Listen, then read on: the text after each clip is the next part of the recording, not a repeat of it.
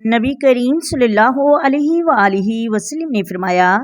دو قسم کا سرمایہ جس کو ملا اسے کائنات کی ہر نعمت مل گئی، اور فرمایا میں اپنے غلاموں کو نصیحت کرتا ہوں یہ دو دولتیں ایسی ہیں جو اللہ سے مانگا کریں صبح و شام رب کریم سے ان دو دولتوں کو، ان دو خزانوں کا اللہ سے ضرور سوال کریں۔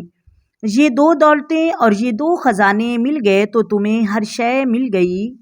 یا رسول اللہ صلی اللہ علیہ وآلہ وسلم وہ کون سی دو چیزیں ہیں؟ فرمایا، ایک جس شخص کو